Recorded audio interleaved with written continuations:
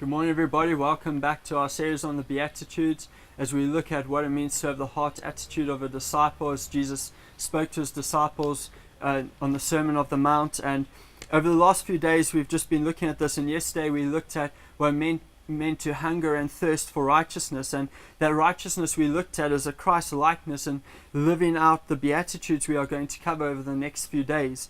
And this morning we're going to be looking at Matthew chapter 5 verse 7, which is the fifth beatitude, and it says this: "Blessed are the merciful, for they shall receive mercy." And I want to look at two questions this morning, really, and the first of those is, how do we become merciful? I don't know about you, but for me it's not really a natural thing to necessarily be very merciful. I just watch myself on the sports field sometimes, and I'm not the most merciful person in the world. I kind of like, if someone else is losing or winning, or I won't give them an inch. I just want to win at all costs. So I'm not the most merciful person. I won't give anybody any chances, even if they're weaker or anything. I just want to win. So I know I'm not the most merciful person, and I know it's something that I can work at. But I think if we're all honest, that actually we all aren't naturally very merciful. We all kind of are concerned more about ourselves than we are about others in this world. And I think we need to be honest about that as we look at what it means to be merciful. So my first question is, how do we become merciful? And this links back to the first two beatitudes that we looked at, which is, blessed are the poor in spirit and blessed are those who mourn. Because as you look back at those beatitudes, what you realize is, in blessed are the poor in spirit, you realize that you are spiritually bankrupt without God. That without God you are nothing. Without God you are worthless. And that it's only through Him that you have value and worth in life. And then the second beatitude, blessed are those who mourn, we realize that we need to be saddened by the sin in our lives. We need to mourn the sin in our lives, and we need to be burdened by that and come to the point where we weep over that and the sin in our lives, and we release it. And what that shows us is that we realize that the only way that we can get through those things of being poor in spirit and viewing ourselves and not being worthless anymore is that as a result of God's mercy. So as we look at what it means to be merciful and how we can be merciful, the first thing we've got to keep in mind is that we can be merciful because God has already shown us mercy. And by looking at who we are before receiving God's mercy, we realize that we owe everything to His mercy. So before I received God's mercy, I was a nobody, but when God poured His mercy upon me, I became a somebody, and it's only a result of that mercy that I can stand in the position I am today. And it's the same for all of us. If His mercy has played such a big part in our lives, then how can we not show mercy to other people?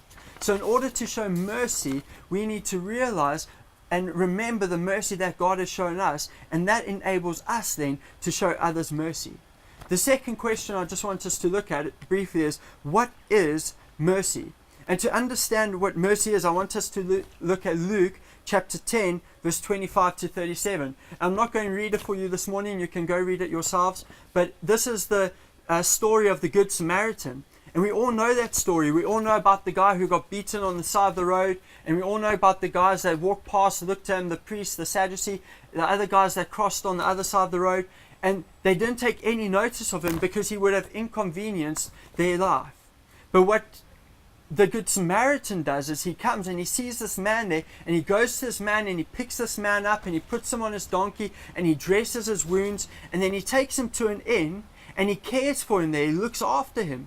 And then when he has to move on in his journey, he goes to the innkeeper and he pays him in advance, and he says, look after this man until he's ready to leave. And if I owe you anything, when I next pass through, I'll pay it back to you. And this is the response of the Good Samaritan in the story. And in that story, we actually see three things that happen.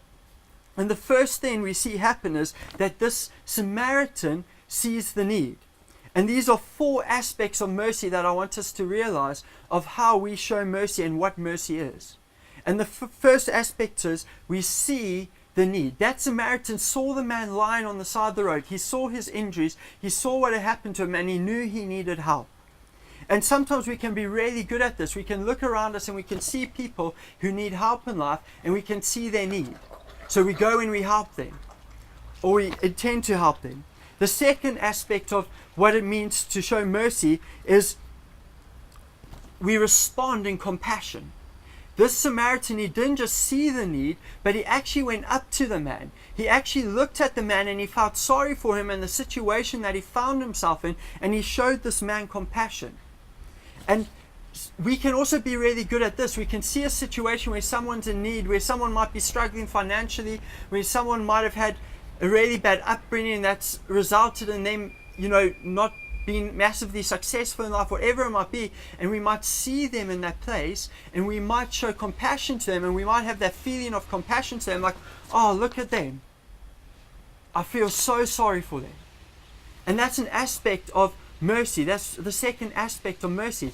But then it moves on to point number 3, and this is where it starts getting really real in showing mercy, where it's real mercy responds practically. You see, that Samaritan, he didn't just see that guy's need. He didn't just stand there on the side of the road and walk up to the man and think, oh man, I feel really sorry for this guy and what he's gone through. But what that Samaritan did is he did something practical. He picked that man up, he dressed his wounds, he put him on a donkey, he took him to a place and he cared for him. He did something practical.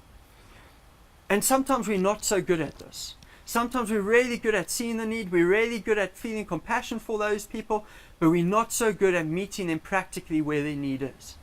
And this is what mercy, where it really becomes real, because mercy and being merciful to someone is seeing that need, having compassion for that need, and practically trying to help them in that need. You see, if we just saw that need and had compassion for them, but we didn't help them, we're not really showing them any mercy. We're just saying, I feel sorry for you where you are, but I'm not going to help you. I'm not going to show Christ's love to you in this situation. I'm not going to show you mercy here. And practically is where it really becomes real in what mercy is.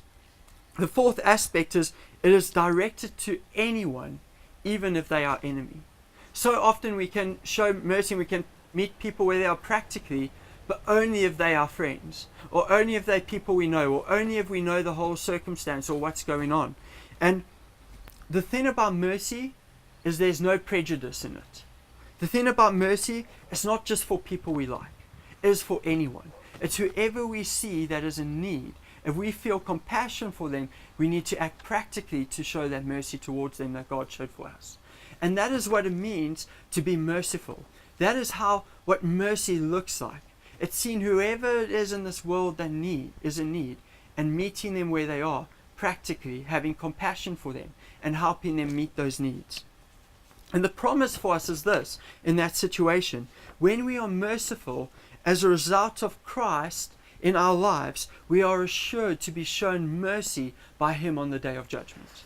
So when, as a result of Christ living inside of us, we can look at other people and see their need, have compassion for them, meet their need, no matter who they are, no matter what they've done to us in the past, then we are showing the mercy that Christ has shown us. And when we come to that place, when we stand before Christ in eternity, He will show us mercy on that day of judgment as a result of living out His likeness on this earth and living in righteousness as He would.